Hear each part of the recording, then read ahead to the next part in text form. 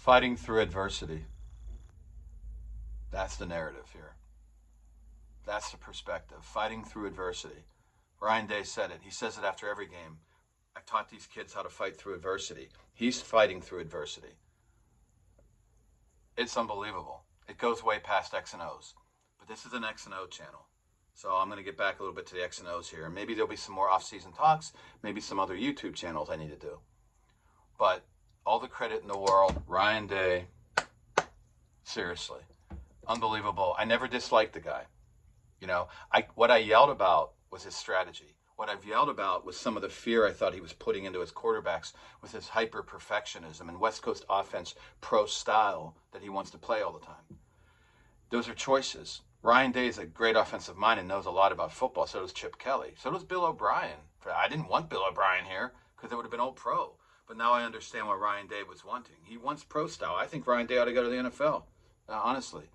But as far as teaching kids, these are kids. The NFL is more adult, that they're still young. But these are real kids. And for that, I don't know. Ryan, I think he's taught these kids a lot. And it's funny because it was just last year. Ryan Day was yelling at Lou Holtz like a fool, getting caught up in the media crap. And then it was just a couple weeks ago, a month ago, that Will Howard, after the Indiana game, was screaming about social media and typing in the hang. And Jack Sawyer was yelling stuff. And it's silliness. Now they're composed. Their playing is on the field. They prove it to you on the field. Shut everybody up on the field. Ryan's doing it too. Ryan just shut up, finally. Really, really shut up. Just really went to work. And you know what? He had a vision, and this is the way he went about it. Again, there was not enough tempo in this game again. It was no tempo. I was like, what happened? But I think it's because guys are looking worn on both sides. It's a long season they've never experienced before. It's more emotional probably than anything. But emotionally, mentally, and physically, all of it, I don't know what combination. I don't need to know. Teams are looking, in the second and third quarter, Ohio State was looking a bit worn. And even in the fourth, too. Actually, the beginning of the third, they looked fired up, but I didn't. But I have a problem with the play call, with the schemes again in the second and third quarter in offense. Knowles was fantastic. Knowles started out with that 5 DB flex that you can go look at my videos on my playlist for Oregon game, and he was doing the same thing again. But I'm like, you can't keep doing that against Texas. It's a different type of offense. And then he switched it up. And Knowles was great. And then he mixed in more blitzing in the second half, and I can't wait to break all that down. Knowles was Now, what happened at someone was saying, oh, they still got almost 400 yards. And Texas has a great offense. No, they don't. They suck. What?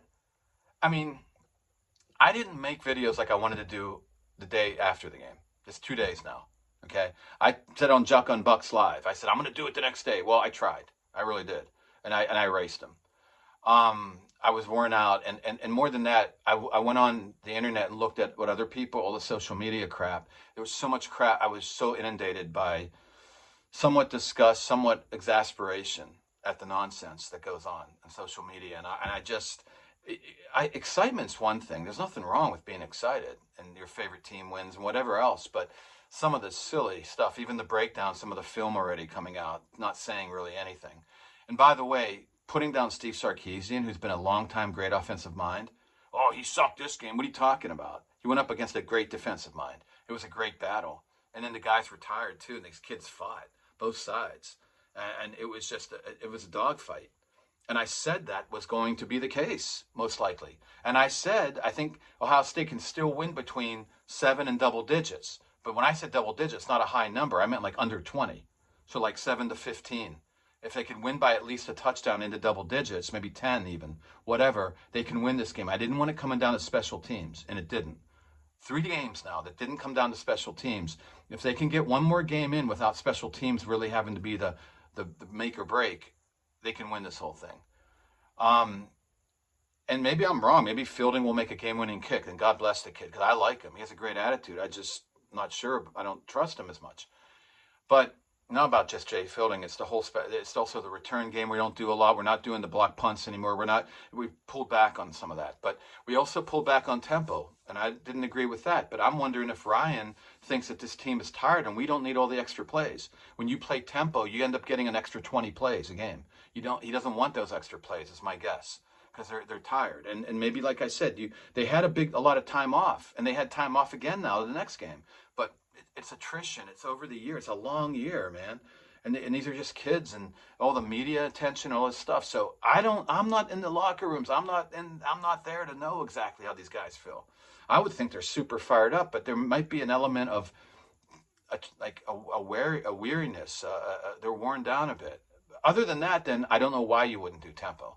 It worked great against Tennessee. You did a little bit against Oregon. You almost did none here against Texas.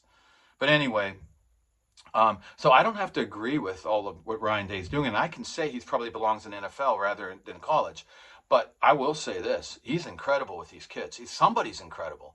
He's built a vision. He has an alignment. They're all together. There's a very talented team, and that's the reality. This is what's getting them through.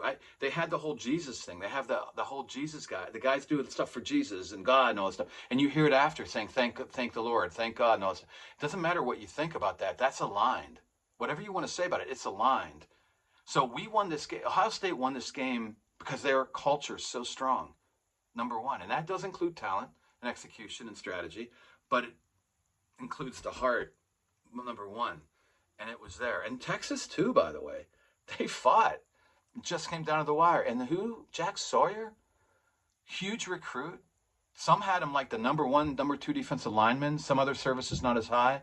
But he was a big recruit. JTT, another huge recruit that came late in the recruiting process.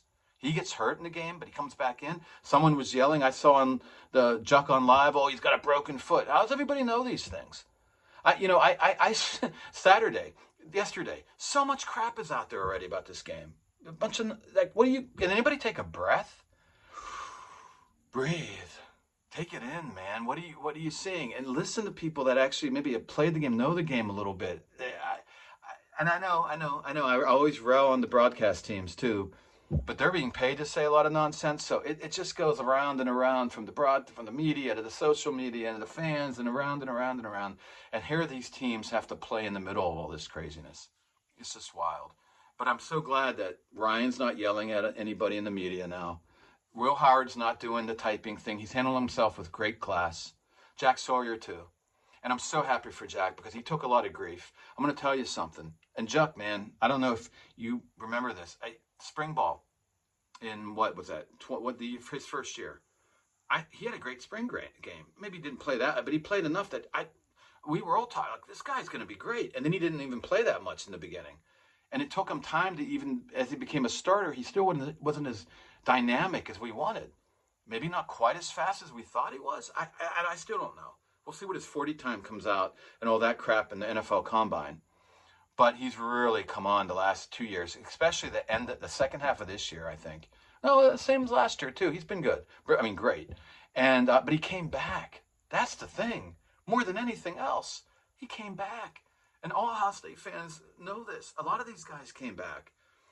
And when Ohio State fans, and even just other fans who know about Jack Sawyer, saw that at the end, hitting the guy that actually left Ohio State, but you can't blame Ewers because he's more of a gunslinger. And Sark will let him be that. I don't think Ryan Day was going to let him be that. So I'm not going to sit there and blame Ewers for leaving. And there was competition. Stroud was becoming Day's guy, and all these little things that go into it. But to hit that guy who left Ohio State, get the fumble, win the game, one of the greatest plays we'll ever see in college football playoffs or bowls. It was just this goes beyond football, and our world's in so much strife, and we all need to handle adversity coming around the bend. And I would say, if you're a football fan, copy Ryan Day. And copy his team. But we're going to get back now to the X and O's, and I'm going to do my bitching and moaning. And again, I've talked to many coaches, and I've been told to shut up by coaches. I remember there was one coach who told me he's peed more knowledge than I have, So I shut up and I listened, and I learned a lot, and I do know a lot from all that. There was something I just wanted to learn. I got really hung up back in the late 2000s on this stuff and started doing it somewhat professionally for an info broker. And then went from there, and then ended up even working for some other coaches and teams. So the bottom line is, that's what I was into. And so I love the X and O's. I love that you can say things like the culture stuff, take my word for it or don't. But the film, I can show you on the film. And yeah, sometimes people break down film and don't know what they're talking about, but that's okay. Because now we can argue back and forth. And I'm still waiting for the day Zach gets on with me because I respect Zach. Zach was a real coach for a long time. Receivers coach, Zach Smith, Menace to Sports. I use his stuff a lot. And I'm not going to wait for his stuff this time. I want to get right to it. And then when his stuff comes out, I'll use it. But, Zach, go to his stuff. He does every single play. And he breaks down the whole game. And, he's got a lot, though. He has to go through fast. I tend to focus just on certain things. And mine's are more concepts. And his is more just like if you were a coach. So you get two different styles of it. But I'm all ears, man. I'm all ears. But don't give me a bunch of nonsense. But Zach wouldn't. Zach would tell me some cool shit. And we'd talk back and forth. And maybe he'd think some of my stuff was nonsense. Whatever. But I think if I explained it more, whatever. I also make up, I go by the concepts of cover sevens and all that. When I'm saying all that, look, I'm not running a football team, and that's my terminology. I'm going with what I know and how I see it. And maybe one day I should just make a glossary list of what I'm saying. But it goes in line with, like cover sevens from Nick Saban back in the day. I've studied a lot of his stuff to understand what that is. Anyway, so, and by the way, there is a lot of good stuff on the internet. There's some guys do some really good stuff. I'm just saying there's way more on other stuff, unfortunately, but it is what it is. And hearing that, Texas was no good and Georgia's no good this year and stuff, SEC's no good, it's crazy. The SEC is still the most talented conference and the best conference. They had a little bit of a rough year. DeBoer does not suck. DeBoer is a madman genius, and he'll prove it again. That's a huge culture shift. It might have been more than he bargained for, but no one talks about how they looked against Georgia that first half. He just burned Kirby Smart schematically, and I'm going to break that down in the offseason. But they came back, made it close, and then they lost, and then Bama lost to some bad, and then the bowl games mean nothing, dude. These days they mean nothing. I'm sorry, kids. The kids might love it, whatever, but half the people are missing. Motivations are all over the map. Some teams are motivated, some aren't. Ask USC. They had an incredible bowl victory. Weren't they going to have a great year this year off that incredible bowl victory? And with that quarterback, who was their quarterback coming into this year? Okay. Anyway, so I'm going to stick to real narratives. I'm going to stick to what's on the film. And I just added this because this does go beyond football. This was incredible for the fans, but more than anything for that team and for Ryan Day. And I'm so happy for them, and I'm now going to say, Ryan Day, why didn't you do tempo? Whatever. I'm going to yell stuff. But way more important than tempo or schematics is teaching these kids how to fight through adversity.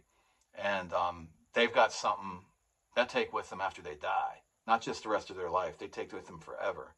And that's awesome. And that I'm proud. But let's get back to the game. So we had that 7-0 lead turn into 7-7 and then a big screen pass. I want to go over that. It was not a big blitz like people were saying erroneously on the telecast and whatever. It was a nickel blitz 4-man rush, but whatever. And then I want to look at that last drive because Sarkisian sucks, right? He totally screwed up. Well, the reason they were down at the 1-yard line, ready to score and tie it up, was because of some cool shit Sarkisian was doing and burning Jim Knowles and company. And then I want to look at that goal line. Did Sarkisian mess up a little bit there on some play calling? And what happened? And why is Jack Sawyer like the greatest player of all time right now? Because that was incredible. So anyways, that's what we're going to do. And by the way, I'm going to be doing this all. Guys might have seen it already. I put timestamps on. So I'll get timestamps on everything I'm doing here. So, just a quick intro, a little film, a quick exit, and timestamps. And we're good to go. All right, let's do it.